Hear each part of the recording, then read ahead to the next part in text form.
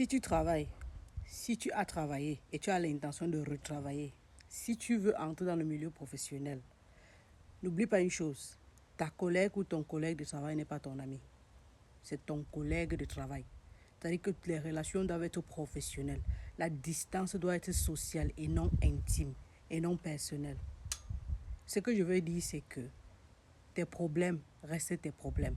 Ça ne se partage pas entre collègues. Tes problèmes restent en famille.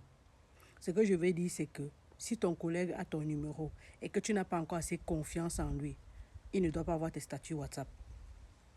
Ce que je veux dire, c'est que lorsque vous êtes en train de parler en milieu professionnel, converser sur les familles, tout ce que tu dois dire de toi doit être bien. Ça doit être parfait. Ce que je veux dire, c'est que tes problèmes restent tes problèmes. Les Africains qui vivent en Europe, qui travaillent et qui partent dire qu'ils envoient l'argent en Afrique, là, vous êtes en train de baisser votre charisme et vous réduisez votre estime personnelle. Parce que vous allez voir, la personne va commencer à vous faire des cadeaux. Pas parce qu'elle voulait vraiment, mais parce qu'elle a pitié. Ce n'est pas de la compassion, c'est de la pitié. Et en ce moment, vous perdez votre respect. Plus vous vous ouvrez à une personne, plus vous ouvrez la porte au manque de respect. Et pour atteindre une personne facilement, il faut atteindre ses émotions. Ses émotions, et pour atteindre les émotions d'une personne, il faut lire la personne et il faut que la personne s'ouvre. Donc, lorsque tu commences à t'ouvrir, tu ouvres une porte du manque de respect. Ce que je veux encore dire, c'est que tu n'invites pas ton collègue à la maison, sauf si vous avez une relation très profonde et tu as pu avoir confiance, tu as pu comprendre la personne au fil des années.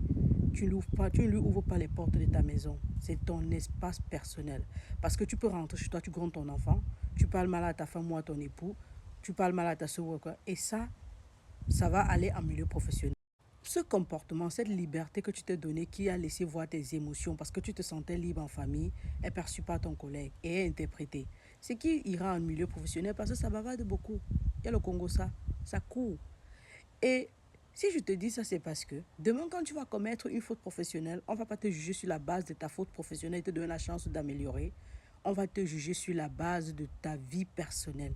On va même dire qu'en fait, tu es même déséquilibré parce que tu as trop de problèmes avec ta femme, tu as trop de problèmes de famille, ta mère est malade, ton père est malade, je ne sais pas trop quoi. Et de là, on va profiter pour se débarrasser de toi. On va même te dire de consulter un psychologue dans certains cas.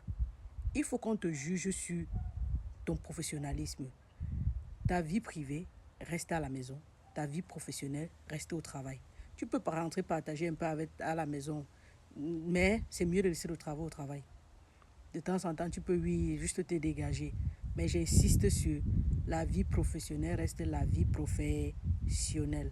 Ça, tu préserves ta santé mentale. Il ne faut pas qu'on te réduise, il ne faut pas qu'on baisse ton charisme, il ne faut pas qu'on touche ta dignité. Même dans la pauvreté, il faut rester digne. Digne.